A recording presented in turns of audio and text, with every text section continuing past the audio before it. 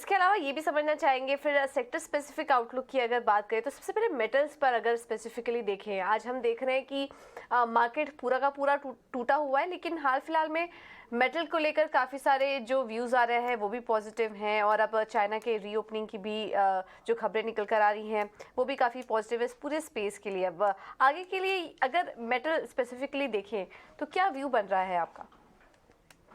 तो मेटल में क्या हुआ है कि पिछला हम करीब 10-11 महीने या साल भर का भी टाइम पीरियड लें, तो ग्लोबली मेटल्स एक बहुत रेंज बाउंड मूवमेंट में रहे हैं। ऑफ कोर्स जो उनका पीक हो गया था करीब सवा डेढ़ साल पहले, वहां से तो शुरू शुरू में करेक्शन हुआ था, 10% प्लस का फॉल भी मेटल्स में हुआ था।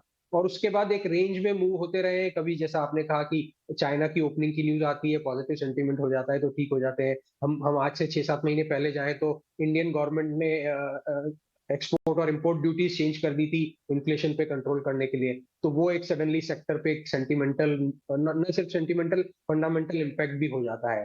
फिर डिमांड अभी हम जैसा देख रहे हैं कि इन्फ्लेशन बढ़ने की वजह से, महंगाई बढ़ने की वजह से, इंटरेस्ट रेट बढ़ने की वजह से कंजम्पशन में थोड़ा स्लो डाउन आया है।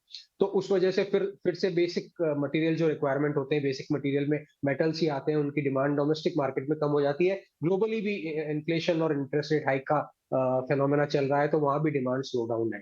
तो नेट नेट अगर मैं बोलूं तो ये एक, न सिर्फ ग्लोबल के कमोडिटी मेटल प्राइसेस और उसी वजह से इंडियन कंपनीज के मेटल सेक्टर्स के स्टॉक प्राइसेस भी पिछले एक साल में up down up down up down में रहे हैं, और कोई एक क्लियर ट्रेंड अपसाइड पे या डाउन साइड पे उन्होंने नहीं दिया है। तो मेरा व्यू है कि अभी मेटल प्राइसेस ग्लोबली इसी तरह रेंज बाउंड रहेंगे, और उसी के चलते इंडियन स्टॉक्स के प्राइसेस भी रेंज बाउंड ही रहेंगे। तो ये ट्रेडर्स के लिए एक बहुत अच्छा सेक्टर है और अपॉर्चुनिटी है। मीडियम टर्म इन्वेस्टर्स के लिए मुझे नहीं नहीं लगता कि यहाँ अपॉर्चुनिटी है। अब आपने पूछा नहीं कि फिर मीडियम टर्म इन्वेस्टर्स को क्या करना चाहिए, जो आप पूछेंगी तो मैं साथ में बता दूं। तो ऐसे गिरे मार्केट में कुछ अच्छे फंडामेंटली स्ट्रॉन्ग सेक्टर्स जिनमें आज या कल रिकवरी आ ही जाएगी, तो उसमें जैसे कंज्यूमर ड्यूरेबल्स एक सेक्टर है, जो महंगाई के चलते, थोड़ी सी कंजम्पशन डिमांड के चलते, हमने दिसंबर के क्वार्टर में और उसके पहले सितंबर के क्वार्टर में भी ग्रोथ रेट कम देखी है।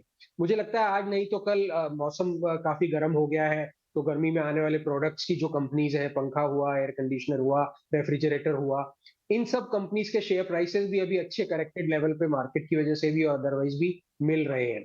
तो मीडियम टर्म इन्वेस्टर्स को मेटल सेक्टर ट्रेडर्स के लिए छोड़ के और ऐसे कंज्यूमर ड्यूरेबल्स के सेक्टर्स की तरफ जाना चाहिए।